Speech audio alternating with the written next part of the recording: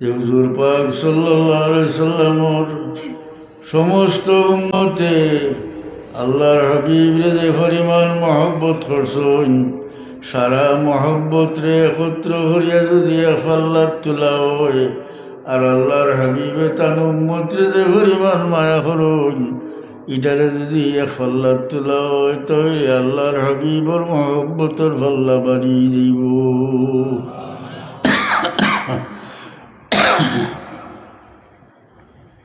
মোহতারাম হাজির, কোরআন শরীফ আয়াত যে সময় নাজিল হইল, ওয়ালা সাউফা ইউতিকা রাব্বুকা ফাতারদা, এর অর্থ হইল আল্লাহ তার হাবিবরে কইন যে প্রতিসত্তর আপনার রবে আপনারে দান করবা দিবা, আর এরপরে আপনি খুশি হয়ে যাইবা। ইয়াতের মধ্যে আল্লাহ খালি কইছেন আমি দিমু আর আপনি এসে খুশি, কিন্তু পিতা দিবাই কেন কইছেন? খোলা রয়ে গেছে, অর্থাৎ যতটা দেওয়ার লাগে আপনার খুশ হওয়ার লাগে আমি দিমু, হোক সুবহানাল্লাহ। এর অর্থ হইল আমি খালি দিতে থাকমু যত সময় পর্যন্ত আপনি খুশি না হয়েছেন তত সময় দিমু, এরপরে আপনি খুশি হয়ে যাইবা। এই আয়াত নাজিল হওয়ার পরে আল্লাহর হাবিবে ফরমান, তাইলে আমার একজন গুনাহগার উম্মতরে দুজখ হতে আমি খুশি হইতাম না। সুবহানাল্লাহ।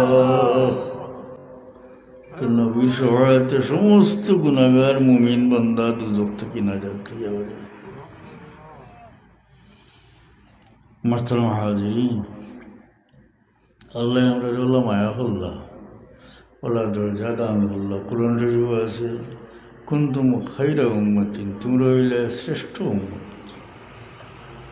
এর বাদে শরীয়তের বিধিবিধান আমরা সহজ করিয়া দিচ্ছেন। বনি ইসরায়েলের তার খাবলো নাজাসত লাগলে, নাফাক লাগলে খাঞ্চি দিয়ে খাবলো জায়গা খাটিয়া ফেলাই, কঠিন ব্যাপার না নি। উম্মতে মোহাম্মদ আল্লাহ ইলা দিছেন না, বরং পাক পানি দিতে ইলিল না, পাক কাপড় ফাঁক হয়ে যায় না, খাটিয়া ফেলাই। 5 ওয়াক্ত নমাজ পড়িয়া 50 ওয়াক্তর সওয়াব পাইয়া, ও নমাজরেও আল্লাহ পড়ার সুযোগ দিছেন, অন্য কোনো উম্মতরে ইলা সুযোগ দিছেন না।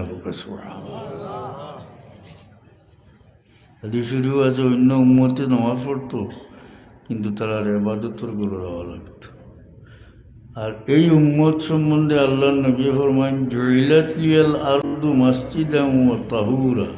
আল্লাহ নবী ফরমান, আমার লাগি সারা পৃথিবী নামাজের জায়গা বাড়ি দেওয়া গেছে।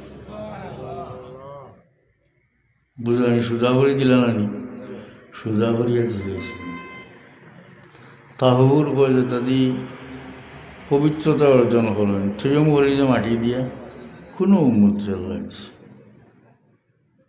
মোহতারাম হাজিরিন,